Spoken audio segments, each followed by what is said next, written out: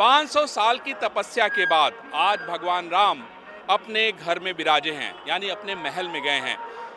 बहुत संघर्ष और बहुत प्रताप के बाद ये सिद्धि मिली है। कार्तिक सर, ये बताइए मुझे कि कितना लंबा संघर्ष और संघर्ष के बाद आज प्रतिफल मिलना, ये मैं समझता हूँ एक बहुत बड़ा संदेश भी है। बिल्कुल, बहुत बड़ा संदेश है। सिर्फ ये इसको लोग धर्म से जोड़ के देखते हैं या संघर्ष से जोड़ के देखते हैं, इसको मानवता से जोड़ के देखना चाहिए। भगवान श्री राम का जो चरित्र था, वो उनकी जो संज्ञा उनको दी गई थी, वो पुरुषोत्तम, मर्यादा पुरुषोत्तम श्री राम की संज्ञा दी गई थी। जो मर्यादा को की परिकाष्ठा जिसे कहते हैं, वे भगवान श्री राम थे। तो उनको किसी और तरीके से आंकना या देखना बिल्कुल गलत है। ये 500 साल का जो आप कह सकते हैं एक तरीके से वनवास था या एक अंतराल के बाद आज ये मंदिर आया है। और ये क्योंकि एक आस्था का विषय है, तो 100 करोड़ से ज़्यादा जनता इस आस्था में विश्वास रखती है और उनके लिए एक बहुत बड़ा दिन था। और ये आपको आज देखने को मिला है। आप देख सकते हैं, अगर अपना कैमरा घुमाएंगे आसपास में, तो किस तरह का माहौल है, लोग किस तरीके से राममय हुए हैं और किस तरीके से खुशियाँ मना रहे हैं। मैं तो ये कहूँगा, हमें अपने जीवन में असली दिवाली देखने का मौका आज मिल रहा है। कार्तिक जी, मुझे ये बताइए कि आप फ्लाइट से जब आ रहे थे तो एक दंपत्ति के साथ आपकी बातचीत हुई। वो थाईलैंड से चले आ रहे थे और उनको जरा सा भी पता नहीं था कि उनको अयोध्या जाना है, लेकिन विश्वास इतना था कि मैं खुद भी जो है आश्चर्यचकित हो गया।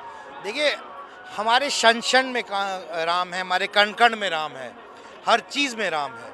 हम जब मिलते हैं, मैं हरियाणा से आता हूँ, जब हम मिलते हैं तो हम राम राम बोल के मिलते हैं। ये प्रथा है हरियाणा की। और जब जाते हैं तब भी अभिवादन भी राम राम करके करते हैं, और जब जाते हैं तब भी राम राम करते हैं। तो एक व्यक्ति को मिलने में 4 बार तो राम का नाम लेते हैं। खुशी हो, दुख हो, अच्छा समय हो, बुरा हो, हमेशा राम का नाम सिमरन किया जाता है। किसी की मृत्यु हो जाए तो राम नाम सत्य बोलते हैं। तो राम तो समेशी है, तो सब जगह है, हर एक चीज़ के अंदर है। प्रधानमंत्री जी ने कहा है कि अब भारत को बैठना नहीं है, हम अब बैठेंगे नहीं, हमारा हर पल हर क्षण जो है राष्ट्र के लिए होगा। देखिए, मैं सबसे पहले तो आपके माध्यम से एक निवेदन करना चाहता हूँ कि जब भी हम अभिवादन करते हैं किसी का, तो उसको good morning, good afternoon, good evening बोलने की जगह, जैसे हरियाणा में प्रथा है, आपके माध्यम से मैं सबसे ये निवेदन करना चाहता हूँ कि राम राम किया करिए। ये हमारी प्रथा भी है, हमारे संस्कार भी है और हमारी विरासत भी है। जी, हमारी संस्कृति भी है। संस्कृति भी है। कार्तिक जी, मुझे लगता है कि ये जो बदलते हुए भारत की एक जो नई तस्वीर आज यहाँ से निकली है, मैं आपको जो माननीय प्रधानमंत्री जी ने कहा, भारत बदल रहा है, भारत की दशा दशा बदलेगी। एक ये नए पीरियड में जा रहा है भारत। और आपको आज 22 तारीख को के बाद से वो बहुत ही साफ तौर से देखने को मिलेगा कि भारत अमृत काल के लिए और एक विश्व गुरु बनने के लिए, एक विकसित देश बनने के लिए कैसे अग्रसर है। कार्तिक जी, एक और बहुत बड़ी बात कही उन्होंने, कहीं भारत में जो कमी रही या त्रुटि रही, शायद भगवान राम का मंदिर ना बनने की वजह से भी त्रुटि रही। सर, एक और बात उन्होंने कही कि अब हमें जो है, हम जैसे जो कुछ अर्जित करते हैं उसको हमें उतने ही अपने पास उसको हम संचित करके रखें, उतनी ही आवश्यकता रखें जितनी हमें जरूरत है, बाकी समाज के कल्याण के लिए लगा दें। ये बात भी एक निकल के आई वहाँ से। देखिए, ये राम राज्य की सोच है। माननीय प्रधानमंत्री जी ने राम राज्य का उल्लेख किया है और जो उनकी नीतियां हैं, जो सोच है, जिस पे उन्होंने काम किया पिछले 9.5 साल से, जो अंत्योदय की सोच है, पंक्ति में खड़े आखिरी व्यक्ति की चिंता करना, वे भी राम राज्य की सोच है। और ये सारी सोच बन के राम राज्य की तरफ बढ़ने का काम है।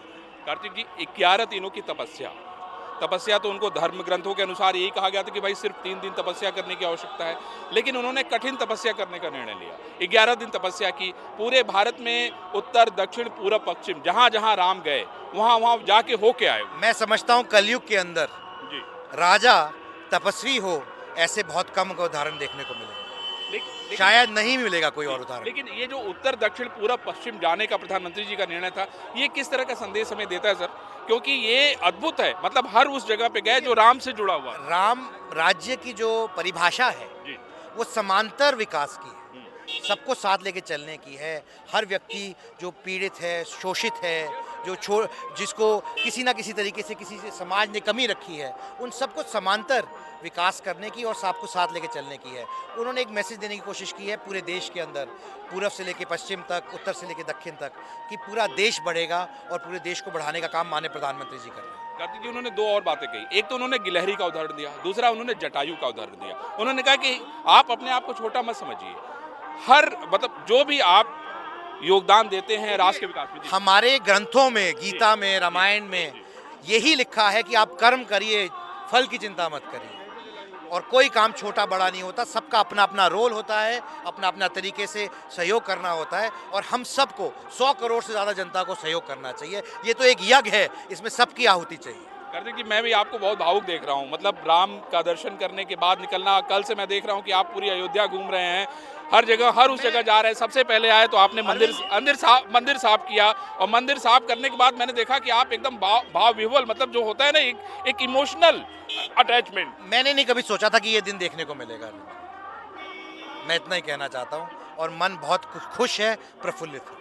आखिरी सवाल, राम सेतु को लेके जाते जाते प्रधानमंत्री जी ने बात कही कि वो राम सेतु भी गए, वो अभी भी स्पंदन उसके अंदर महसूस कर रहे थे, और ये अपने आप में बहुत महत्वपूर्ण और बहुत बड़ी बात है। ये जितनी भी विषय भगवान श्री राम से जुड़े हैं, चाहे वो राम सेतु का विषय हो, ये भी पूरा होएगा। धन्यवाद कार्तिक जी। देखिए, ये है प्रधानमंत्री जी ने दी है 500 साल की तपस्या, और उसका फल आज आपको यहाँ पे नजर आ रहा है।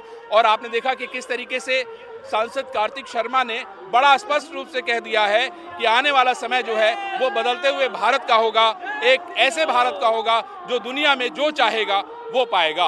अरशद के साथ मैं Arvind Chaturvedi, India News, Ayodhya, Uttar Pradesh. For more such videos, subscribe to the NewsX YouTube channel, hit the bell icon.